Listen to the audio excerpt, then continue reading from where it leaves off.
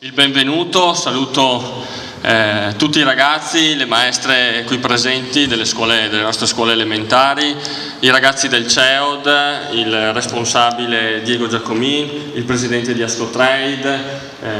tutti i volontari alpini, associazioni varie, dopo non faccio l'elenco altrimenti sicuramente dimentico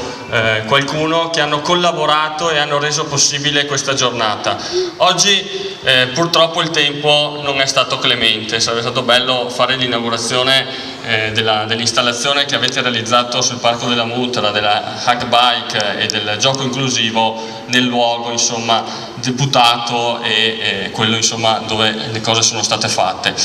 Diciamo che però abbiamo risolto attraverso questa struttura che si presta lo stesso. Allora, per quanto riguarda il gioco inclusivo,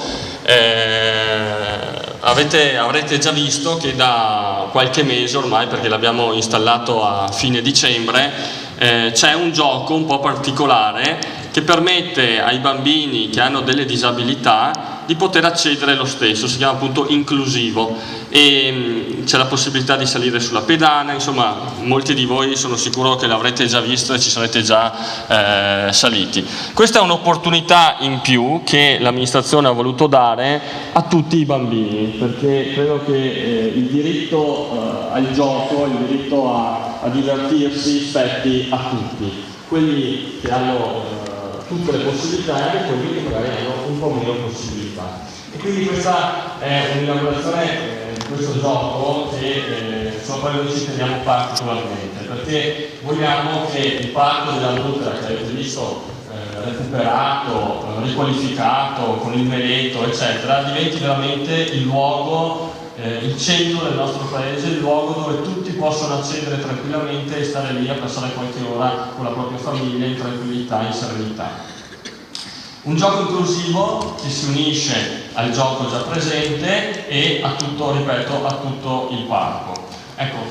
quello che noi abbiamo investito su quel parco sono tanti soldini e quindi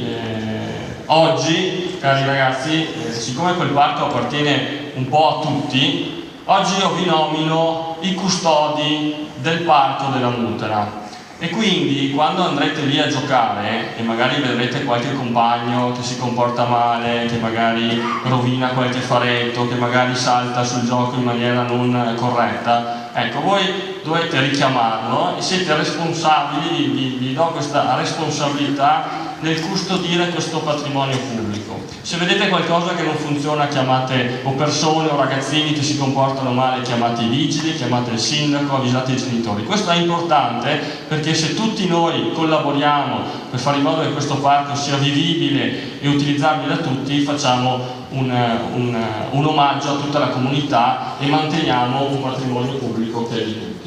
Sul gioco inclusivo do due dati, se magari qualche giornalista vuole sapere, è costato 20.000 euro. 20.000 euro totalmente finanziati dalla Regione del Veneto, quindi sono tutti soldi che sono stati ottenuti grazie a un contributo